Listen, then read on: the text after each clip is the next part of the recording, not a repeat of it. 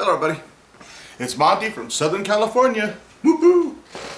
Okay, I wanted to do this video as a remake of another one that I did in the past about the feast days and how through the feast days the pre-tribulation rapture is proven conclusively, and that using a REMEZ, which is a hint, it's a form of Jewish interpretation of scriptures. When you see hints that, in the scriptures, something different than a different scripture that's supposedly synonymous, you dig at that spot where that hint's given, and then you soon find out that those scriptures are not synonymous and they're talking about two separate events. Okay, let's deal with the feast. 1 through 4 have been fulfilled in the order given by God by Christ. Passover, and I'll put them right up here, and I'll put them in red for being fulfilled. Passover, number 1. Number 2, unleavened bread. Number 3, first fruits. Number 4, Pentecost. These were all fulfilled in the literal for these moeds, or appointed times that God gave. And the only remaining ones now are the fall feasts. And that is trumpets, atonement, and tabernacles. And I'll put those in yellow because they have not been fulfilled yet. Now, what most people don't realize is that these moeds, these appointed times, have certain meanings attached to them. Now, if the first 4 have been fulfilled in order consecutively, then that means the last 3 are going to be fulfilled in order consecutively. So trumpets is the next one to be filled.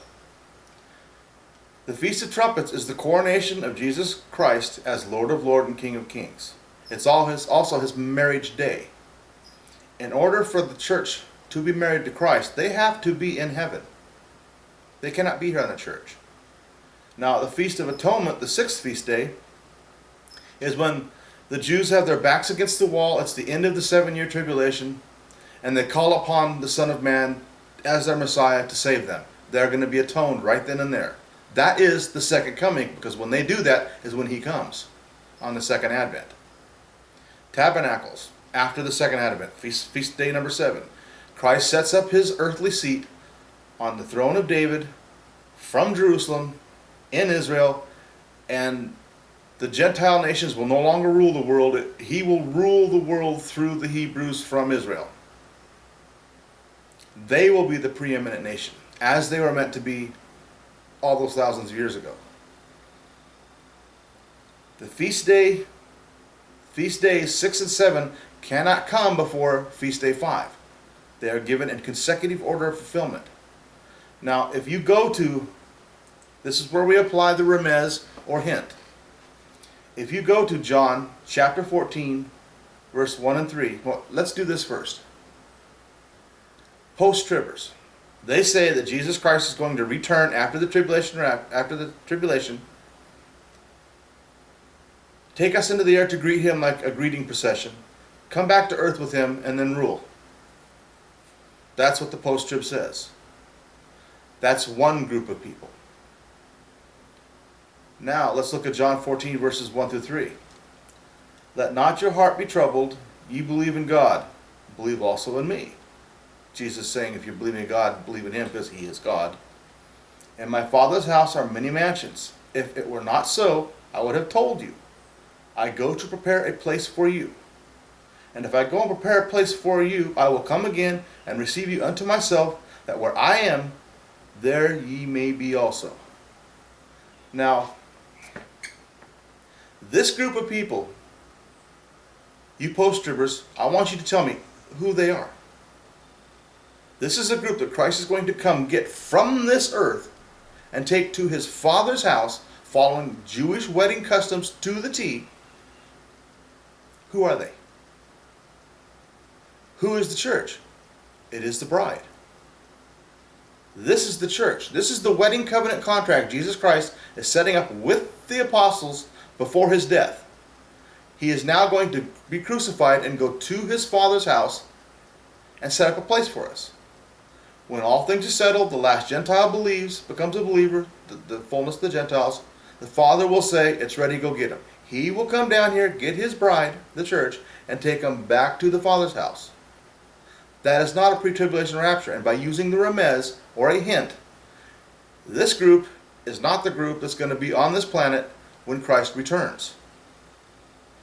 I believe when he returns, he's going to be dealing with the elect, and that is the Hebrews. He's setting up his kingdom through the Hebraic system of things that was set in place by God to begin with, as it should have been.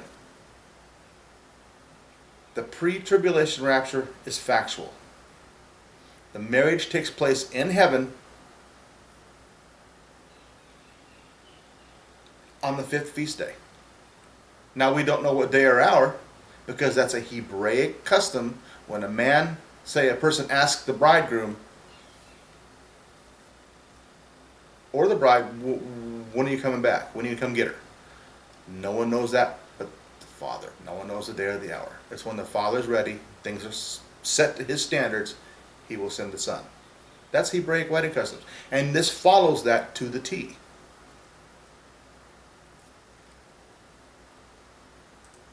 The atonement is the second coming. That's when the Jews call upon their Messiah, that they realize they pierced with the spear, they put on the cross. They know they were wrong. They call upon him, he comes and saves them. Atonement. He's going to atone them. That is the second coming. The 5th feast day, the wedding, takes place before that. That is the 5th feast day of trumpets. That long last blast, the 100th trumpet blast, is the trumpet blast being spoken of in the resurrection rapture verses of 1 Thessalonians and 1 Corinthians. There are other multiple verses that say we are not meant for wrath. And it doesn't just say God's wrath, Satan's wrath, man's wrath. It says wrath, period. Revelation chapter 3, verse 10. We are going to be spared from what is about to happen on this earth. We are going to be taken away from it. It is just that simple. You cannot take these feast days out of the order they were given. And if the 5th feast day is the marriage of Jesus, then it has to happen before the 6th and 7th feast days. It's just that simple. It's a pre-tribulation rapture. And for all you pre-tribulation people out there, or post-tribulation people attacking this, you're going to lose crowns. I won't say you're unsaved, like a lot of people will do, but you're going to lose rewards. You're calling your own God a liar. He gave the feast days as moeds, appointed times that he would do something with this planet or the population. And the 5th feast day is the wedding. You're going to have to be careful with your claims. The post-tribulation is a lie. Mid-tribulation is a lie. Pre-wrath is a lie. Pre-tribulation is the only way it can happen, and you get that through a Jewish interpretation system called the REMEZ. Apply that to this, and you have two different groups of people, and one is not the other. They're not the same. We have a group of people on earth waiting for Christ at the end of the tribulation to come, and we have another group of people that were already taken from earth to heaven that are going to be coming back with him. I hope this gives you some understanding, and if you don't get it, I'm sorry. Pray for discernment. Pray about it. All right, bye.